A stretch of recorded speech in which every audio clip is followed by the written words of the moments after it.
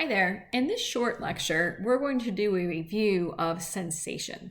Now, some of the information in this lecture you've already learned, but we'll just go over this quick. So remember that we have sensory receptors, and this should look very familiar to you. We know that a receptor responds to a specific stimulus. And remember, it has to be a threshold stimulus because this area down here is that graded potential. But if a graded potential is strong enough to reach threshold, then all those voltage-gated sodium channels fly open and sodium rushes into the cell. And then we know at plus 30, the sodium channels close, the voltage-gated potassium channels open, and potassium leaves that cell. And then we have our refractory period. These are the failed attempts. Remember, these are the sub-threshold graded potentials. So we have receptors, and they're critical because the receptor's job is to form that action potential or that nerve impulse. So what kinds of sensations do we have, and what happens with something called adaptation? So adaptation is basically when there's a decrease in how much you feel the stimulus. So you can kind of think of getting used to it. And the nervous system adapts pretty quickly, especially to anything that's painless and constant. Like you put your hand in hot water, and then not hot to burn you, just like warm, like a warm tub or a hot tub, and then you adapt to it. You no longer feel as sensitive to it. And when we look at adaptation, there's central and peripheral. So central is literally the brain is adapting. The brain's adjusting to that constant stimulation. Whereas peripheral is when the stimulus is coming from your external environment. For example, putting your hand in warm water or icing your leg in an ice bath.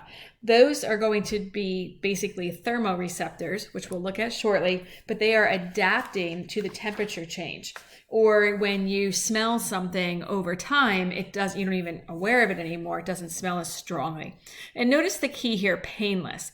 We don't adapt that much to pain because that would not be very good for us if we were no longer aware of it. And we'll be talking more about pain in just a minute.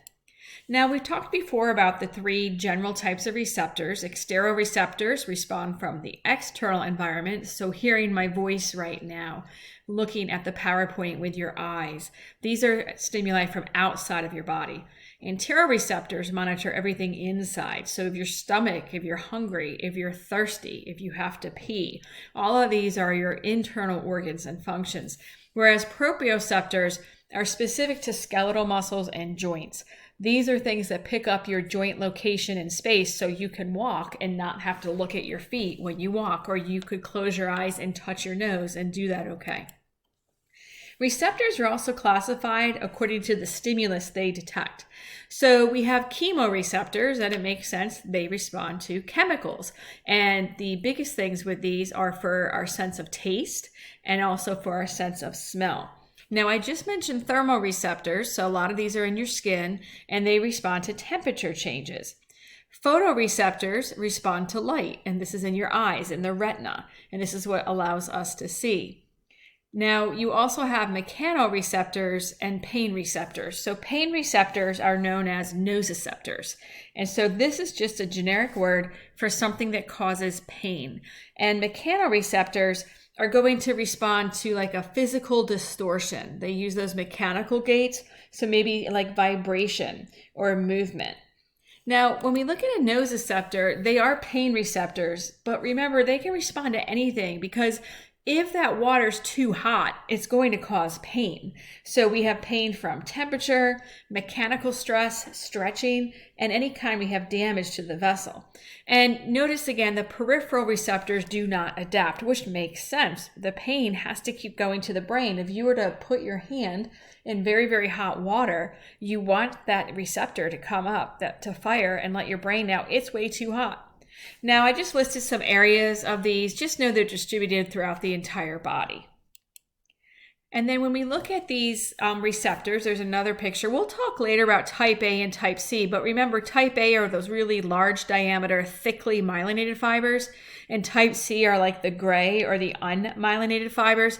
They actually carry different types of pain, which we'll get into later. You see your thermoreceptors respond to temperature, chemoreceptor chemicals, and then those mechanical receptors, there's several subcategories because these are all basically responding to something that physically moves or stretches. And so they're known as the proprioceptors, which we just mentioned, the baroreceptors, and a lot of our touch receptors. Now, a baroreceptor is a special receptor. It monitors stretch. So this is found in arteries, and you might recognize this is the heart. Over here is your medulla oblongata. And so these baroreceptors are these green circles. And you might recognize the aorta and the common carotid artery. So they're located in arteries and they trigger a stretch reflex. And so what they're doing is they're constantly monitoring the blood pressure in those vessels, because if your blood pressure goes up, they're going to stretch more. And if your blood pressure drops, they will stretch less. And so they just trigger a reflex. It's a baroreceptor reflex. So if they pick up a lot of stretch, meaning that your blood pressure has gone up, then again, they're going to send information to the medulla, and the reflex is that the parasympathetic, remember acetylcholine, that will be activated to lower your heart rate and lower your blood pressure. Proprioceptors, we've looked at a couple times. So again, they're in skeletal muscles, tendons. You've learned we have muscle spindles and Golgi tendon organs. So the muscle spindles are in every single skeletal muscle. And remember, they respond to stretch. So a stretched muscle, this reflex will make that muscle contract to prevent it from overstretching.